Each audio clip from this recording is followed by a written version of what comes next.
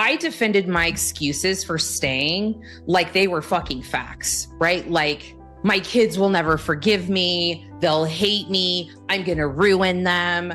I don't know if I can figure it out on my own, right? I had all these things and I talked myself into being stuck because stuck felt safer. It felt easier. It was less scary than doing all the work I was going to need to do to be a single mom with 3 children. And then I realized if other people could do it, there's evidence that exists, it's possible, then I can do it too. And without really knowing how to articulate that, that's really how I have showed up for myself in every level of my life. Welcome to Boss Bitch Radio. And if you're here, you were likely intrigued by the title of this episode, Why the Scale Fluctuates. Now, this episode is going to just be a little teaser, and it's going to give you a taste of one of our private iconic coaching group calls, right? We do these weekly with our clients who are in the Iconic Coaching Academy, and our one-on-one clients are just amazing in this group. And so this is going to be just a little snippet of that call where I talk about real tactical things as far as why the scale, it tends to trend one way or the other. But I'm going to dive a little bit deeper into more of the mindset piece of things, if you will, and give you some things to think about when it comes to focusing on the scale. So if you like where this little sort of teaser is going, I would love for you to come and check out the masterclass series that I am sharing with you. And it is a private podcast series. It's just to give you a little bit more of an intimate look on how we really work with coaching and sort of our message and our flavor, and if you want to hang out with us more. And so that link will be in the show notes or the description, and I want you to go check it out. If all of that sounds fun to you, you want to learn more about our Boss Bitch masterclass, right? From burnout to boss bitch, you want to really dive a little bit more into this call here on why the scale fluctuates and hear more, then sign up there and you will get all of the behind the scenes content, goody stuff, good yummy stuff that you won't want to miss. So I'm going to let you into the episode. Now, mind you, I was in flow and I was teaching, so it was very off the cuff and very fired up. So I hope you enjoy. You need to just take your time, take the tortoise route, and know that things are happening the way they need to happen so you can do this forever, not just for a 6-week shred thing or whatever, right? How can you make it fun while you're trusting the process is the question you need to ask yourself. And this is the question that I'm asking myself every day, every single day. Okay. I'm like, what sounds like fun today to do in my body, right? I know that could be perverted and taken many ways. And so, use your imagination, but what do I need to do? What movement am I going to enjoy? And if it's something I need to do, like sometimes like my strength training, you guys, has gone way down, way down. I'm doing an average of like 2 days a week of strength training, sometimes the third right now, because I know for me, what feels good is I know when I need to weight train because my body will tell me. I know that I just need to trust that I understand what my body needs. I know I need to be more mobile. I'm approaching my 50s. So if I need to be more mobile in case I fall down, if I'm climbing from my step ladder up onto my kitchen counter to feed my plants that are at the very top ledge, what kind of exercises do I need to be doing to be able to do that for as long as I can by myself? Oh, I need to do step ups. I need to do step downs. So what do I create? I created a longevity routine that makes sense for me. And so you have to trust, right? Now, there was a point when all of us, you can all probably relate to that, but there is a point where I want you to think back to when you learned how to ride a bike, okay? When you learned how to ride a bike. I remember when I learned how to ride a bike so vividly because the trauma, okay?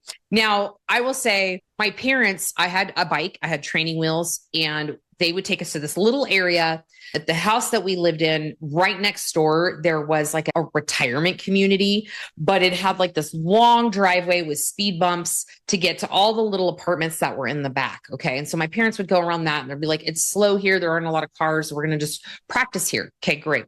So my dad's taking me and I realize at some point, because he's running beside me with like his parent, what do I call it? Parents' imaginary seatbelt hands, right?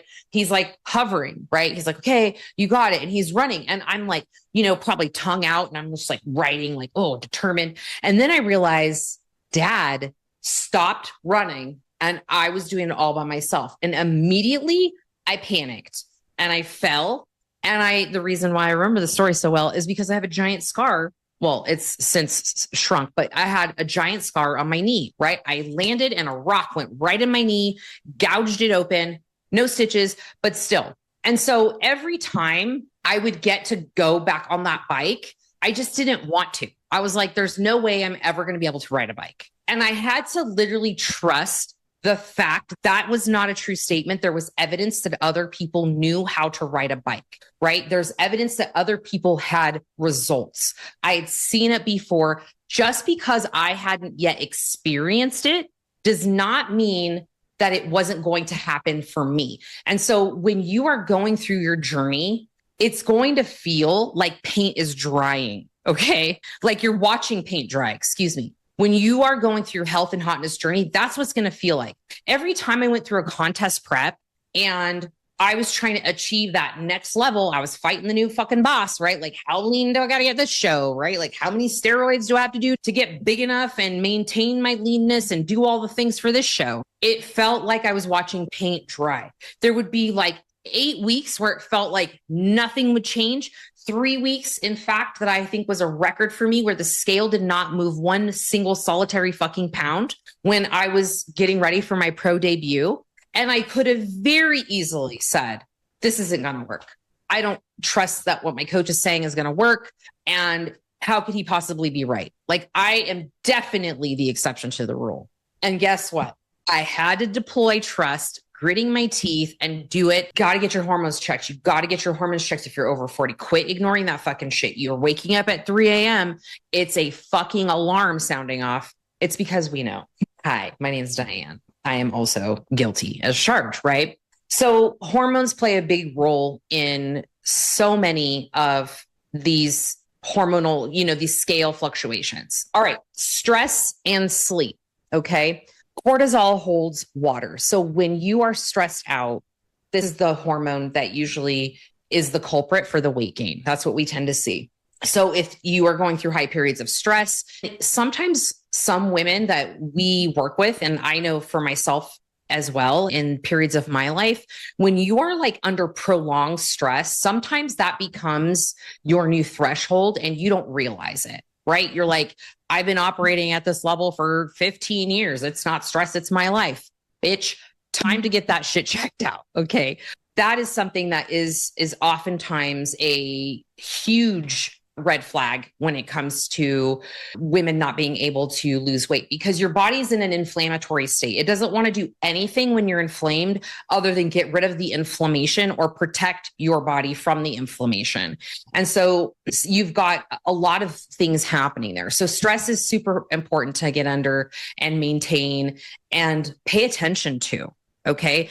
And it goes so much further than and so much wider than bubble baths and massages. Okay. It's doing a lot of the things that we're going to talk about today and really getting to the root of some of these things that are not healthy in your life. Right now, the next thing is strength training. A lot of people don't know strength training is a form of inflammation. Well, you might say, well, we're trying to stay out of inflammation. This is a good form of inflammation.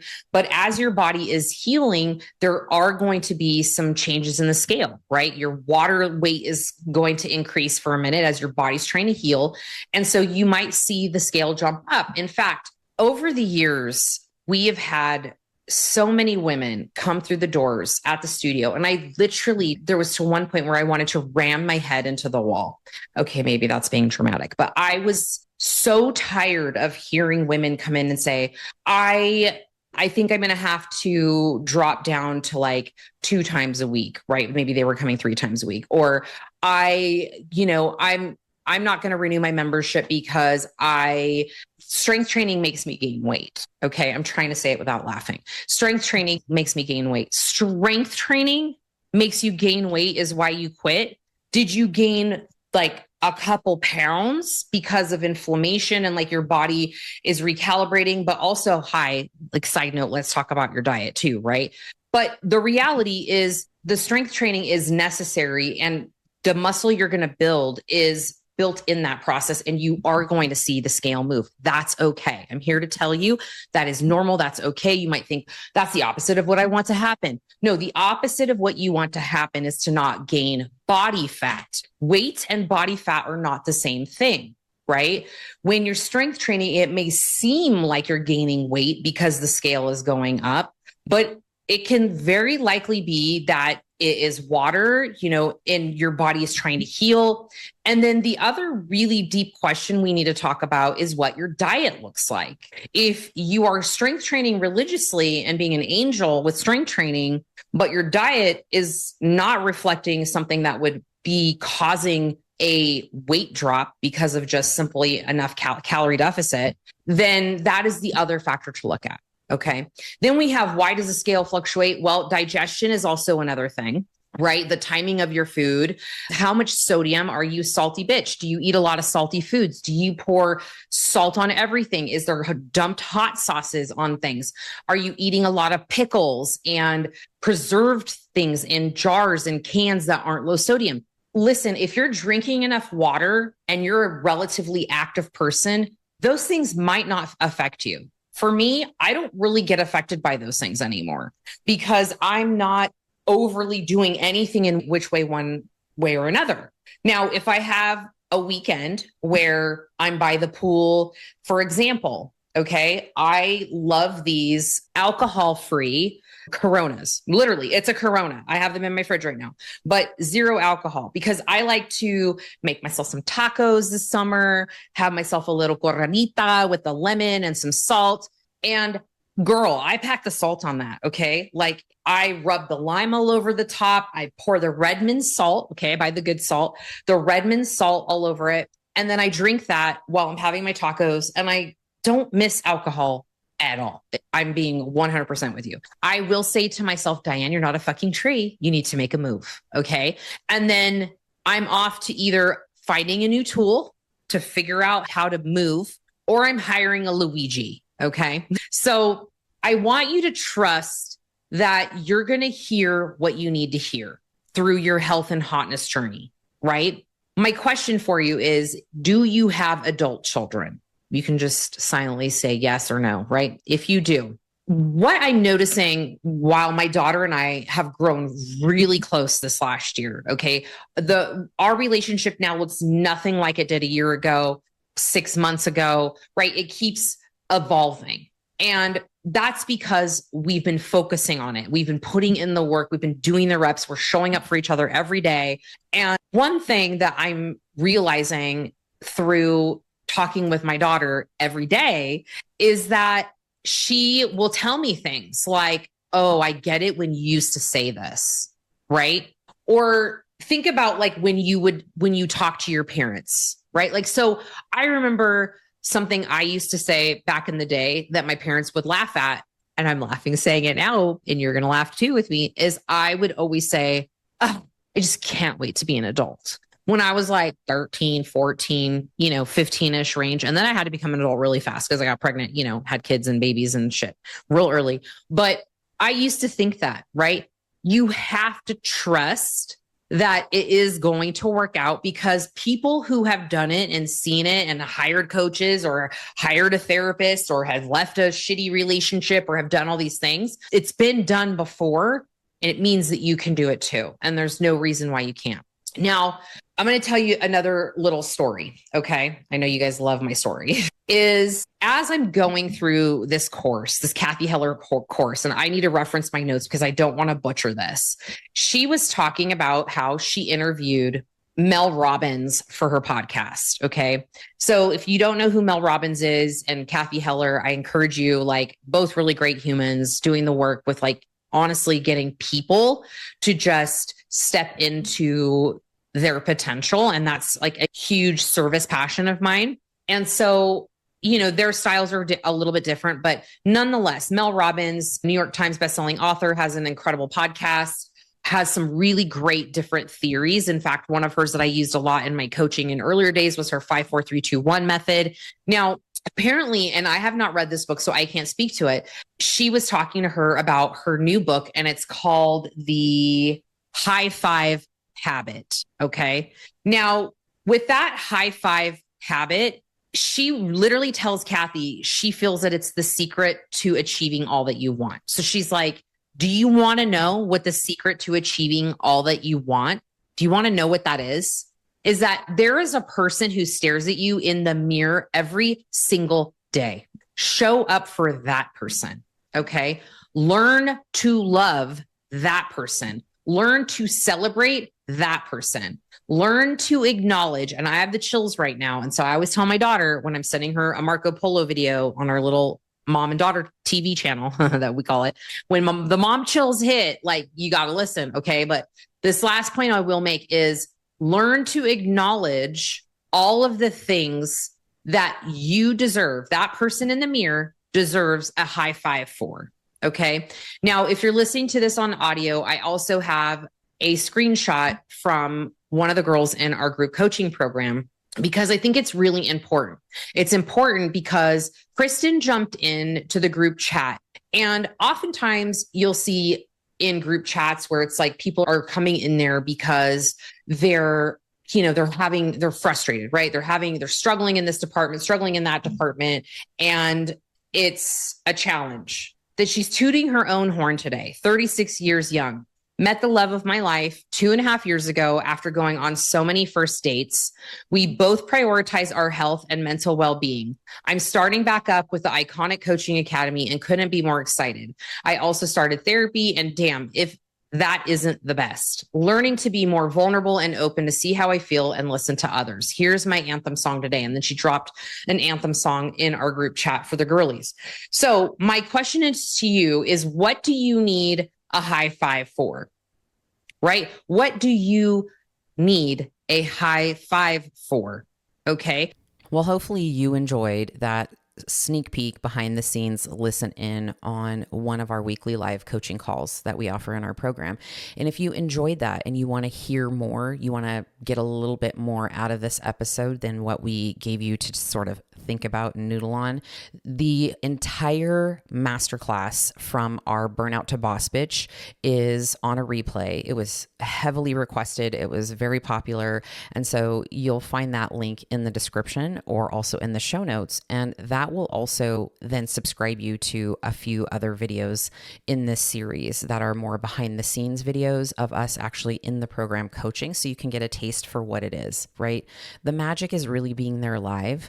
The magic is being in the coaching environment one-on-one with your coach, and also in the group, like our group chats and all. That's where all of the processing tends to happen. My inbox, I get a lot of replies. And so really this is just to give you a peek into what's possible for you in changing your mindset around your health and fitness journey. So if you enjoyed it, again, you'll find the link so you can get the full episode as well as the full masterclass replay and some other fun goodies that I will email you over time. And you'll see that it is in the show notes, in the description. Find that, sign up, and I hope to see you in the next episode.